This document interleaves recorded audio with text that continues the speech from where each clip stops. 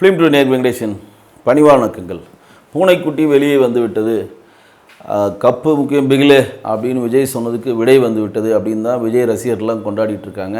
ஏன்னா விஜயை நம்பி வந்த விஜய் ரசிகர்களுக்காக விஜய் வந்து விரைவில் விஜய் கட்சி ஆரம்பிக்க போகிறாரு. அதற்கான பூர்வாங்க வேலைகளை அவர்கள் சார்ந்திருந்த ஓய்வு பெற்ற ஐஏஎஸ் அதிகாரிகளும் மற்றவர்களும் செய்து கொண்டிருக்கிறார்கள் அப்படின்றது தான் இன்றைக்கு வலைதளத்தில் பரவலாக பரவக்கூடிய ஒரு செய்தி.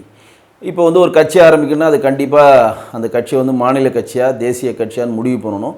முடிவு பண்ணிட்டு அது இந்திய தேர்தல் ஆணையத்தை போய் ரிஜிஸ்டர் பண்ணணும். அது ரிஜிஸ்டர் பண்ணுறதுக்கு என்னென்ன ஃபார்மாலிட்டிஸ் இருக்குது அப்படின்னு சொல்லி கேட்பதற்காக விஜயினுடைய நட்பு வட்டத்தில் இருக்கக்கூடிய retired IAS officer, IPS officer மற்றும் வழக்கறிஞர் கொண்ட ஒரு குழு இன்றைக்கு டெல்லிக்கு போயிருக்கிறது.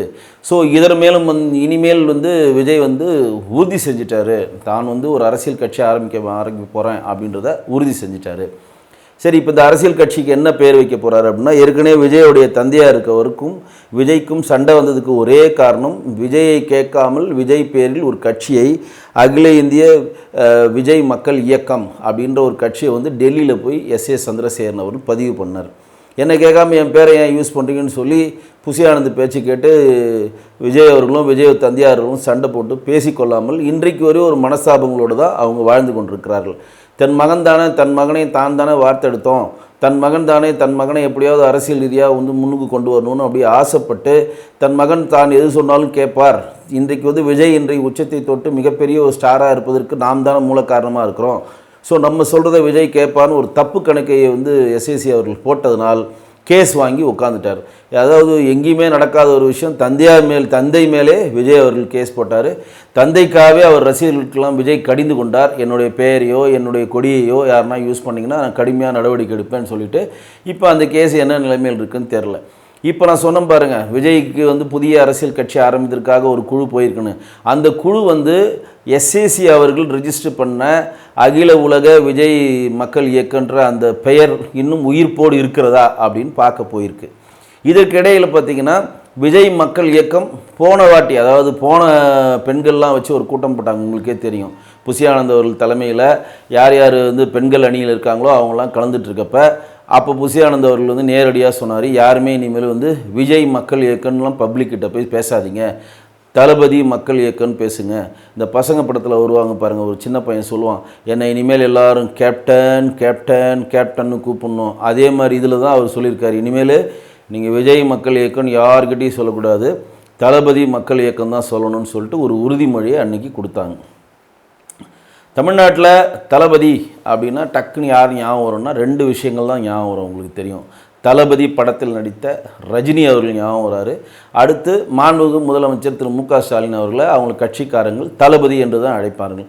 இப்போ புதுசாக தளபதி மக்கள் இயக்கம், இது என்னென்னா விஜயகாந்த் மாதிரியே ஃபாலோ பண்ணலாம், கேப்டன் அப்படின்ற பேர் அவருக்கு வந்த மாதிரி நம்ம ஒரு பேரை வச்சுக்கலான்னு தேடிட்டே இருந்தாங்க. என்ன பேர் வைக்கணும்னா சரி தளபதினு ஒன்று மாட்டிக்கிச்சின்னு சொல்லி தளபதி மக்கள் இயக்கம்னு சொல்லி வச்சுருக்காங்க. இது ஒரு பக்கம். இப்போ கட்சி ஆரம்பிக்கிறதுக்கு முன்னாடியே இவ்வளோ குளறுபடி ஒன்று. ரெண்டாவது என்னென்னா, இப்போ நாளைக்கு என்ன பண்ணுறாங்கன்னா ஒரு கூட்டம் வந்து புசி ஆனந்த் கூட்டியிருக்கார். மாணவர் அணி, தொண்டர் அணி, என்னென்ன அணி இருக்கோ, என்னென்ன பிரிவு இருக்கோ, இவங்க சமுதாயத்துக்காக சேவை செய்கிறேன்னு சொல்லிட்டு ஒரு படம் காட்டி சில விஷயங்கள்லாம் பண்ணியிருக்காங்க பாருங்கள். மாலை நேர வகுப்புகள் பண்ணுறேன்னாங்க, எங்கே நடக்குது இன்றைக்கி வரையும் கேட்டுட்ருக்கோம். இலவச குருதியகன் பண்ணனாங்க, எங்கே ரத்தம் கொடுக்குறாங்கன்னு எங்களுக்கு தெரியல. டெய்லி நாங்கள் சாப்பாடு போட்டுட்ருக்காங்க, அன்னதானம் போட்டுட்ருக்காங்கன்னு எங்கே போடுறாங்கன்னு தெரியல. வழக்கறிஞர் பிரிவு வந்து உங்களுக்கு லீகல்லாம் சம்மந்தப்பட்டதுக்கெலாம் நாங்களே செஞ்சு கொடுப்போம்னாங்க, அந்த அணி எங்கே இருக்குதுன்னு தெரியல. நூலகம் திறக்கிறாங்க, நூலகம் திறந்த மாதிரியும் தெரியல, எங்கே இருக்குதுன்னு தெரியல. எல்லாம் படங்காட்டி படத்தோடு இருக்குது தவிர செயல் வடிவம் வரவில்லை. ஸோ இந்த மாதிரி இந்த நூலகம், இந்த மாதிரி இதை சார்ந்த ஆட்கள், மாணவர் அணி, மத்திய அணின்னு சொல்லி அணி பிரிவு அந்த ஆட்கள், பூத் கமிட்டின்னு சொல்லுகிற பூத் கமிட்டியில் யார் யார் உட்காரணும்னு அந்த ஆட்கள், கிளை, மாவட்டம், வட்டம், அது மாதிரி மாநிலம், இந்த மாதிரி இது பொறுப்பில் உள்ள ஒரு ஆட்கள், இவர்களெலாம் வைத்து நாளைக்கு ஒரு ஐடி விங்கில் வந்து ஒரு கூட்டம் போடுறதுக்கான வேலைகளை, பூர்வாங்க வேலையை விஜயோடைய மக்கள் இயக்கம், தளபதி மக்கள் இயக்கம் வந்து விஜய் இருக்கக்கூடிய அவருடைய வீடு இருக்கக்கூடிய பனையூர் பக்கத்தில் இருக்கக்கூடிய ஒரு ஆஃபீஸில் புசி ஆனந்த் தலைமையில் நடக்குது. இது ஒரு பக்கம்.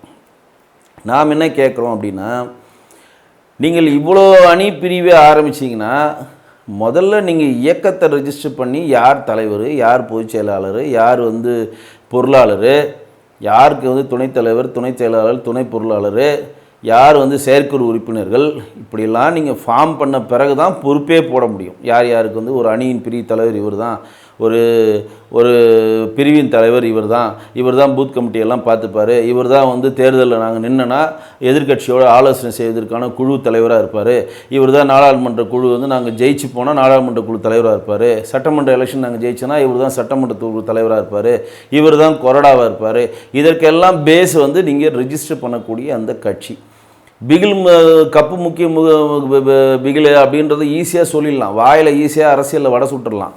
தமிழ்நாட்டில் கிட்டத்தட்ட 67,000 பூத்து இருக்குது. ஒரு பூத்துக்கு நீங்கள் 10 போட்டால் கூட அடிப்படை உறுப்பினராக உங்களுக்கு 6,70,000 பேர் வேணும்.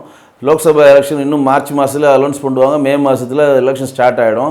இனிமேல் நீங்கள் கட்சி ஆரம்பித்து இனிமேல் நீங்கள் பூத்து 67,000 பூத்தில் கமிட்டியில் ஆளை போட்டு நீங்கள் எது என்ன சின்ன வாங்கிலோ அந்த சின்னத்தை மக்களில் சேர்த்து அந்த சின்னத்துக்கு போட்டு போய் ஓட்டு கேட்க போய் 4 மாதத்தில் நீங்கள் பரப்புரை பண்ணி ஒட்டுமொத்த தமிழகத்தையும் வார்த்தெடுத்து ஒட்டுமொத்தமாக உங்கள் சின்னத்தையும் உங்கள் கட்சியும் உங்கள் கொள்கைகளையும் மக்களிடம் சேர்த்து போச்சுன்னா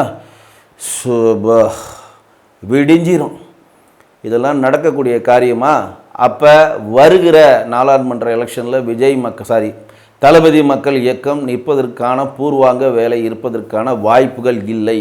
வாயில்தான் கப்பு முக்கியம் பிகிலு அப்படின்னு வடை சுட்டிருக்கிறார் தவிர இதன் மூலம் வந்து அவருக்கு ஒரு அரசியல் நகர்வு வருமா அப்படின்றது தெரியல.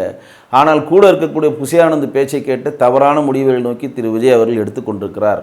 அப்போ பொது வழியில் இந்த சர்ச்சைகளுக்கு விஜய் அவர்கள் முற்றுப்புள்ளி வைக்க வேண்டும். என்ன வைக்கணும்? நாங்கள் வருகிற நாடாளுமன்ற எலெக்ஷனில் நிற்கல, கப்பு முக்கியம் அப்படின்னு சொன்ன டைலாகு 2026 வரக்கூடிய சட்டமன்ற எலெக்ஷனுக்கு தான். இப்போ நாங்கள் வந்து எலெக்ஷன் கமிஷன் போய் எங்கள் கட்சியை பதிவு பண்ண போகிறோம், எங்களுக்கான நிர்வாகிகளை தேர்ந்தெடுக்க போகிறோம், எங்களுக்கான கொள்கை என்னென்னு மக்களிடம் சொல்ல போகிறோன்னு பொது வழியில் சொன்னால் அட்லீஸ்ட் அவர்கள் ரசிகர்கள் நிம்மதியாக இருப்பார்கள். இல்லை ரஜினி மாதிரி தோ ஆரம்பிக்கிறேன்னு சொல்லி இலவு காத்த கிளியாக இருந்தாருன்னா ரஜினி அவர்களுக்கு ஏற்பட்ட அதே நிலைமை தான் விஜய் அவர்களுக்கும் ஏற்படும். மீண்டும் ஒரு நல்ல நிகழ்வில் உங்களை சந்திக்கிறேன். நன்றி, வணக்கம்.